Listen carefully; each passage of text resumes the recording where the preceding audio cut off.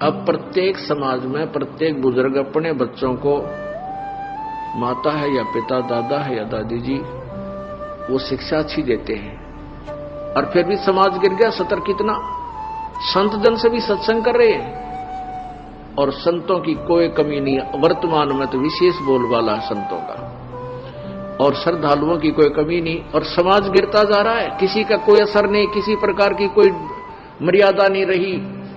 इसका कारण ये रहा कि उन संतों की शब्द में शक्ति को नहीं, और उनसे उनके असर नहीं हो सकता उन बच्चों के। वो तो श्रद्धालु हैं, परमात्मा के प्यारे हैं, परमात्मा के इच्छुक हैं, चले जाते हैं, थोड़ी बहुत देर सत्संग अच्छा लगता है, सुन भी लेते हैं, लेकिन बाहर आकर के उनके वही कर्म प्रारंभ हो जाते हैं, क्योंकि न तो उनके कोई कर्म प्रारब्ध के कर्म संस्कार समाप्त होते जिस कारण से उनको सुख हो, ताकि वो बुराइयों से बच सके।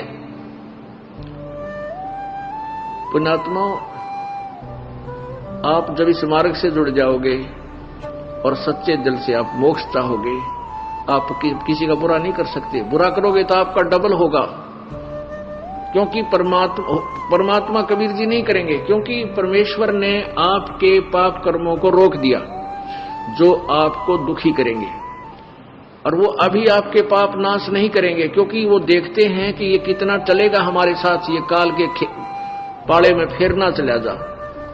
तो उससे क्या करेंगे, वो आपके पाप कर्मों को रोक देते हैं और आपको राहत मिलनी प्रारंभ हो जाती है। कुछ दिनों के बाद आप छोड़ जाते हो, या फिर आप बीच में कुछ थोड़ा बहुत हेरा फेरी करने की चेष्टा करते हो, किसी कोई जो मर्यादा हमने बता रखी है उसके विरुद्ध क्रिया कर देते हो, आपको हानि, तुरंत हानि हो जाती है, और फिर आपको समझ में भी आ जाती है कि मैंने ऐसी गलती कर दी, आज मुझे इसलिए हानि हुई, तो दूसरी बार आप वो गलती नहीं करते।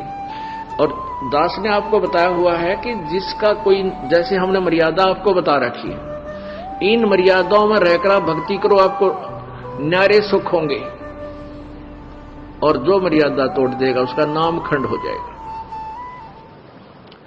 और नामखंड हो जाने से आपको परमात्मा की शक्ति मिलना बंद हो जाएगी। जैसे बिजली का कनेक्शन आपने ले रखा है और वो कनेक्शन कट गया, तब पहले तो आपका पंखा भी चला था, ट्यूब भी जग रही थी, और भी आप सब कार्य कर रहे थे, अपना आटा भी पीस रहे थे, जल भी निकाल रहे थे मोटर तक, फिर वो बंद होगी। क्यों होगी? क्योंकि आपका कनेक्शन कट गया। इसी प्रकार से जिसने उपदेश ले लिया और आखिरी सांस तक मर्यादा निभानी पड़ेगी, मर्यादा में रहो, आपका नाम खंड ना हो,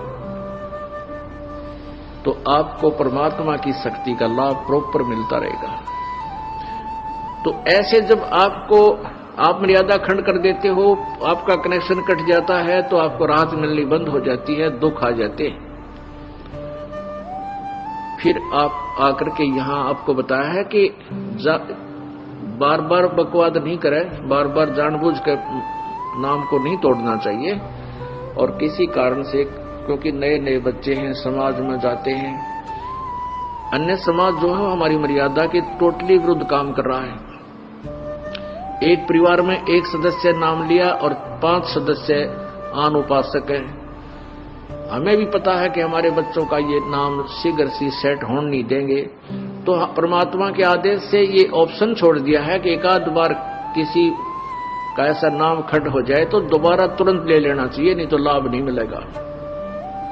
तो अब बहुत से बहन बेटी भाई आते हैं, जी मेरे पर गलती होगी, माफ कर दो, क्योंकि उन्होंने गलती की, उनको दूना दुख हो गया मर्यादा तोड़ते ही, और पहले सुख होने शुरू हो गए थे। कान पकड़ते हैं जी, आगे से कोई कहता जी बीड़ी पी ली मैंने एक दिन और कुछ ऐसी हानि होगी, आगे नहीं पीऊंगा, दोनों कान पकड़ता हूं। अच्छा भाई, आगे गलती ना करना, नाम दोबारा दे देते। फिर बार बार करेगा तो फिर मालिक नहीं सुनेगा तेरी बिल्कुल भी। तो इस डर से फिर वो गलती बंद हो जाती है, ना वो चोरी कर सकता, क्योंकि ज्ञान हो जाता है कि जो अगर हम चोरी करके सेठ बनना चाहते हैं, दूना दुख होगा, डबल पाप हमारे लगेंगे, और वो चोरी किया हुआ धन आपके पास नहीं रह सकता, ये गारंटीड बात है। और वो पाप आपके साथ रह जाएंगे जो चोरी करने से बने। एक भक्त का इकलौता पुत्र था और उसके दोनों गुर्दे फेल हो गए। उसने बताया कि मेरा इकलौता पुत्र था और दोनों गुर्दे फेल हो गए, उसके ट्रीटमेंट में मैंने लगभग 3 लाख रुपए 3.5 लाख रुपए लगाए, यानी 10-15 साल पहले की बात है।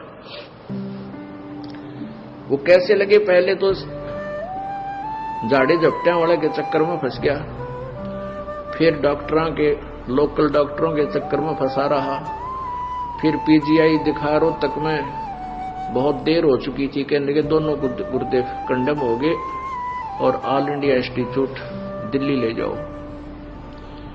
वहां ले गए तो उन्होंने बताया भी अपना किसी रिश्तेदार का कोई गुर्दा दान कराओ, तो उन्होंने किसी से ऐसे करा कर गुर्दा दिवाया, लड़का स्वस्थ हो गया, 3.5 लाख रुपये लग गए। गुर्दे तो ठीक हो गए, एक दिन बस एक्सीडेंट में वो लड़का मारा गया। अब फिर उस भली आत्मा ने फिर अपनी सारी सत्संग सुना, उसका सौभाग्य था कि सत्संग सुनने को मिल गया उसको। फिर वो फूट फूट कर रोया मेरे पास आके, कहने लगा जी आज का जो सत्संग आपने सुनाया, मैंने ऐसे ही सुनाते हैं भी जो पाप करते हैं वो पाप तो उनके बैड अकाउंट में लिखे जाते हैं, और जो धन कमाने के लिए जो उन्होंने हथकंडे अपनाए, वो पैसा इकट्ठा किया, वो पैसा नहीं रहेगा, गारंटीड बात है, क्योंकि आपके भाग्य में नहीं है। और प्रारंभ से अधिक तुम चेष्टा भी करते हो करके इधर उधर से, तो वो किसी ना किसी से तरीके से आपका खत्म होगा। किसी की भैंस मर जाएगी, किसी के बिजनेस में घाटा आ जाएगा, या कोई और कारण बन जाएगा, कोई बीमारी लग जाएगी, वो पैसे आपके ऐसे जाएंगे और वो पाप सुरक्षित रह जाएंगे आपके, वो धन नहीं रहेगा। धन रहेगा कबीर परमात्मा की भक्ति से, आपके भाग में ना होगा तो भी वो लिख देगा, इसके पास वो पावर है। तो उसने फिर बताया कि आपने सही बताया जी, मेरे साथ ऐसे ऐसे बनी, मैं बहुत निकम्मा आदमी था। पहले ये रिफल आती थी, इन टेप कैसेट चाले थे, सन 1978-77 की बात बताओ था,